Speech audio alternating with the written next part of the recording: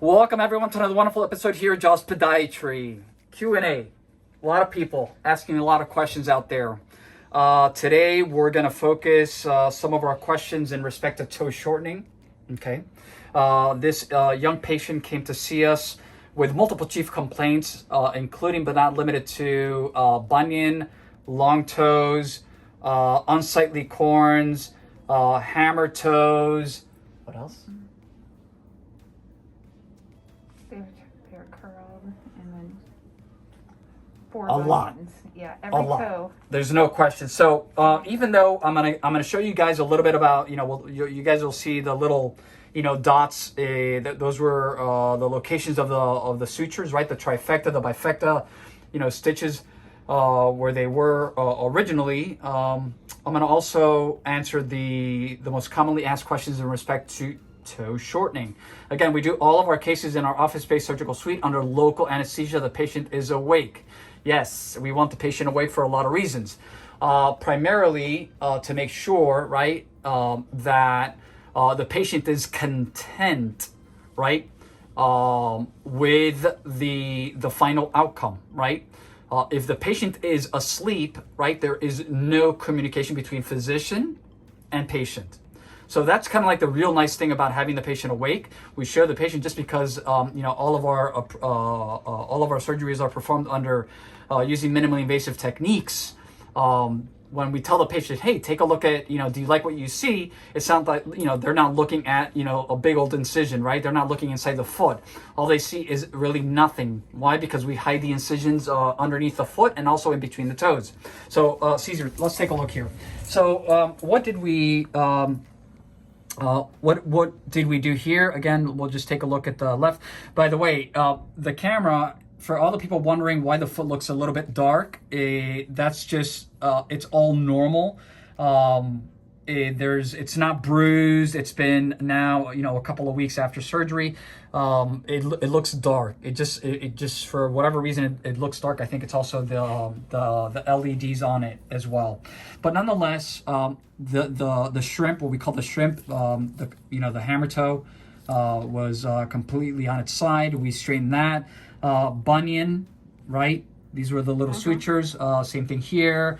And again, I don't really want to talk about that, but nonetheless, this is what I drew here, kind of like a schematic, right? Of this is where the toe, the second toe used to be over here. This is also no, we didn't. The third, we straightened it. Okay. On the right, this toe was definitely out to here, and the third was almost out to basically here. Am I correct, patient? Yes. So what we did was right now we're undergoing the splinting process. This gray toe, we're gonna put it right here, right, and this right here, and it's gonna look absolutely beautiful. Okay. And again, for the people that are watching, the foot, I see that, I'm looking at the camera and definitely it's a little bit dark, but when you actually look at the foot here, it's not. Okay. So Dr. Wagner, let's talk a little bit about some of the questions about toe shortening. Again, no incisions here, no incisions here. Obviously, the only incisions that you kind of, everyone sees are kind of like these, and those are disappearing. We put sometimes in between, the first or the second interspace here. There's a tiny little suture here, and of course underneath, I'm not going to have the patient put her foot up, but there's a tiny, right underneath the toe, we put one little suture there. So it's a 2-stitch approach, okay? Number one, same thing here. That's exactly what we did. We also, so Dr. Wagner, again, in respect to the, again, office-based surgical suite, local anesthesia, the patient's awake. I told you guys why we like the patients awake already. Very, very important. Dr. Wagner, can the patient walk after the surgery? Absolutely. Patient walks in, walks out, no problem. Dr. Wagner, you mean there are no screws, no pins or plates? That is correct. Well, how do you hold the toe in the proper anatomical position? We use very intricate, delicate, and fragile splinting techniques for a series of about 4 weeks. Dr. Wagner, can I walk after the surgery? Yes, no problem. What else? In respect to all of the procedures that we do, whether it's hammer toe, bunion, the toe shortening is a very delicate procedure. It really, really is. Something that I've learned, and I learned very, very quickly early in my short career, so to speak, is I don't like pins for a lot of reasons. The pin, right? When you place the pin, okay, the pin you cannot take out, right? If you're not content with the, let's say, the position of the toe. The position of the toe is critical, right? Because these toes have a mind of their own, so to speak. So we want to make sure that we're able to actually manipulate, right, throughout the healing process to make sure that that toe is exactly where we want it.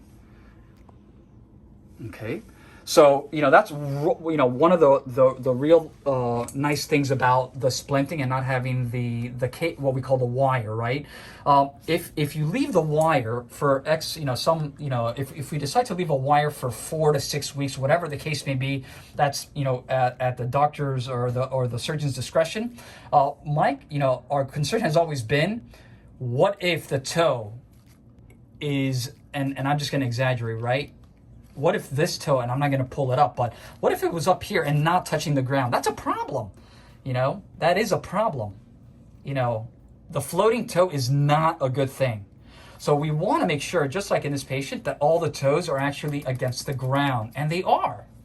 Okay? A lot of people ask, hey, Dr. Wagner, what about the great toe? I mean, you do a lot of these, the lesser toes, right? The 2, 3, and 4, 2, 3, and 4, both sides. But what about the great toe? Absolutely. We've seen a lot of cases, believe it or not, sometimes, and it's not really an illusion, either the toes are really, really short and the toe is normal and they want it shorter to meet that really nice, parabola, right? Right?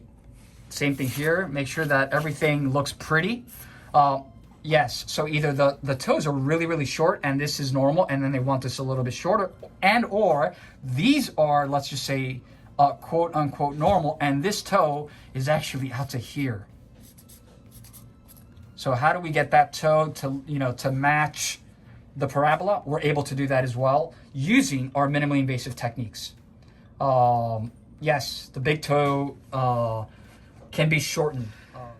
Okay, hey, Dr. Wagner, I mean, how much can you shorten a toe? That's sort of like a really important question, and it's it's on a case-by-case basis. We have to be very, very careful. Ladies and gentlemen, you have to do your homework, okay? This is very, very important. We're gonna have the patient sit. Okay, super. Thank you for allowing us to do this. It's very important. Do your homework, okay? We cannot compromise function, okay? Function.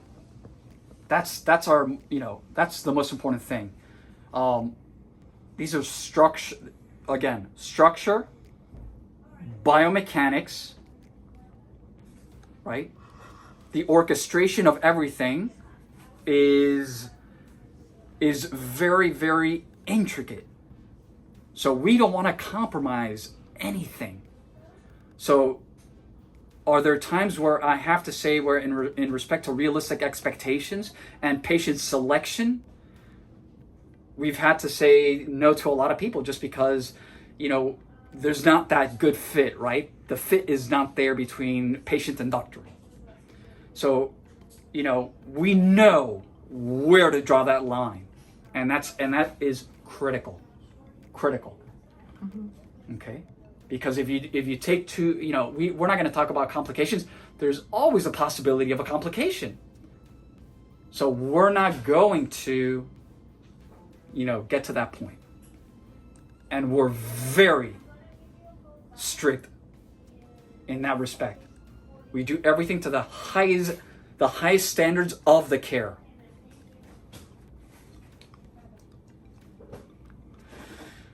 Dr. Wagner, how long are my toes going to be swollen? For a long time. Everyone is different. This particular patient, for whatever reason. I just don't know, right? We're different organisms, different protoplasms. And the truth of the matter is that everyone is different. Minimal swelling right here. Minimal. After 4 weeks. You know, and there are some people that will have these little, you know, they'll have these toes look like little sausages for anywhere up to 6 months. So everyone is different. That's another great question. I'm not mad, I'm just passionate, that's all. They know me well here. Patient, is there anything that I'm missing that you think that the world may benefit in respect to the toe shortening? Not really, right? No. Okay. You're the man. I'm sorry? You're awesome. Oh, thank you very much. Thank you. Toe shortening is not for everyone. Please do your homework, right? Super duper important. And again, you know, it's kind of cliche, but yes, knowledge is power. But most important thing is to know what everyone is getting themselves into. Because I'll tell you right now, this is not a walk in the park, no pun intended. It is not. This is an investment. We will continue to do what we do. We're going to change the world 1 foot and 1 toe at a time. As always, thank you for watching.